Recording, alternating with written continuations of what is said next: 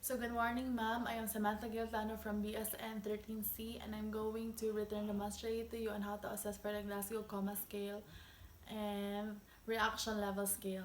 So basically, GCS or the Glasgow Coma Scale is a tool that is used in order to know the client's response to stimuli, and also this is a tool to know or that is used in order to achieve a clear and objective evaluation of the patient's neurological status, and also a standardized scoring system that is used to assess for the level of consciousness of the patient.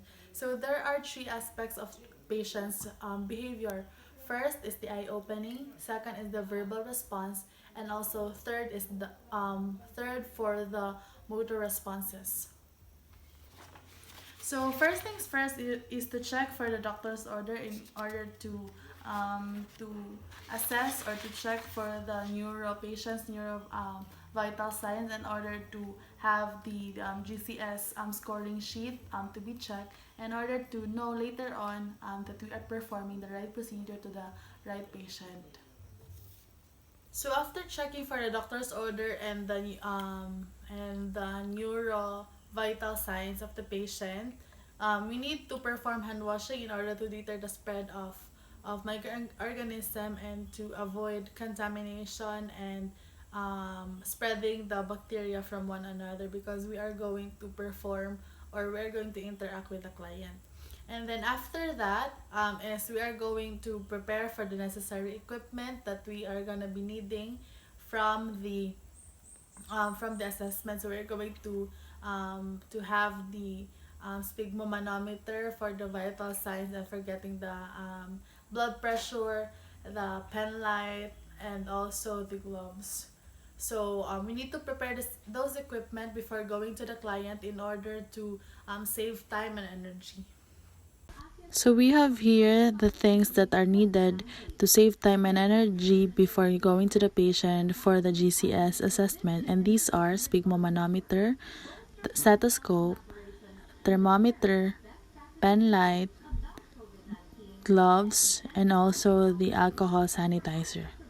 So first is to identify the patient if you are performing to the right patient. So we're going to explain to the patient what we're going to do and check for the name tag to assess or to check for the confirmation that you are doing the right procedure to the right patient. So good morning, sir. I am Samantha Giltano from Davao Doctors College, a student nurse. So I'm going to perform or to assess for your Glasgow Coma Scale to assess for your level of consciousness. Sir, pwede na kung hebala yung pangalan, sir? Sebastiano Tano, Ang birthday? June 8, 1973. Salamat. So, first thing to do is to check for the eye opening. So, in the eye opening, you must check for the eyes if it was blinking or it is opening or closing. So, if the eyes open spontaneously, it is scored as 4. But if the eye do not open spontaneously, talk to the patient.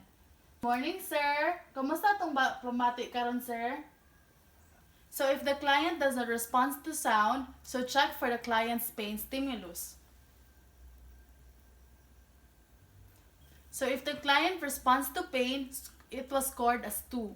But if the client does not respond to pain, it was scored as 1. So for checking for the patient's verbal response, we are going to ask for the patient's name, age, and the orientation or the date for today. So if the patient was oriented, the score is 5.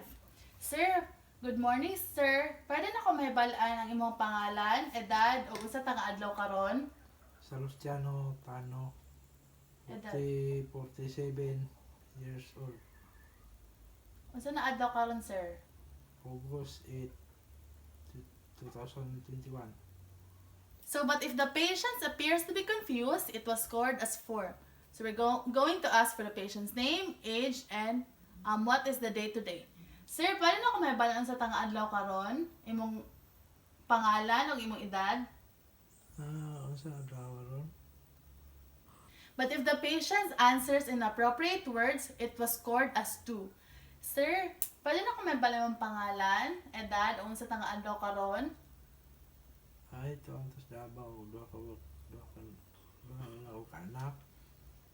But if the patient has or produced incomprehensible sound, it was scored as 2. Sir, pwede na ko may balang pangalan, edad, unsa tang adlaw karon?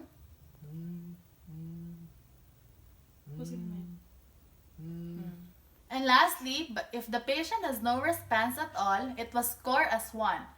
So, sir, pwede na ko may balang pangalan, edad, o unsa tang adlaw karon? Sir? Sir?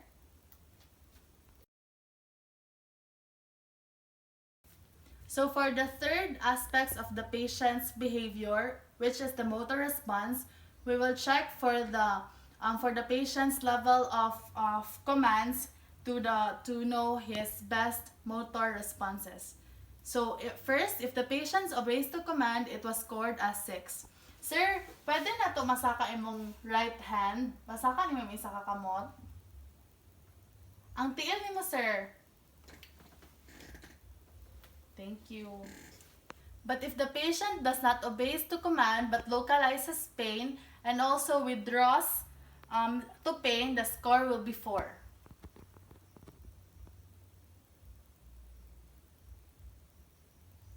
But if the patient responds to abnormal flexion, the score will be 3.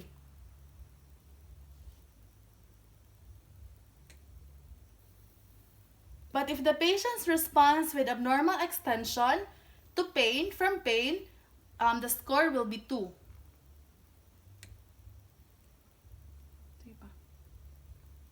But if the patient does not respond to pain at all, the score will be 1. So last step is to document the responses in the GCS sheet. And then make sure to add the total of the scores in the or below. Make sure to add the total scores of the GCS assessment that you've made below. And then lastly is document accurately and report for any changes, if any, or if there are any changes from the scoring. And that's all for the assessment of the GCS or the Glasgow Coma Scale.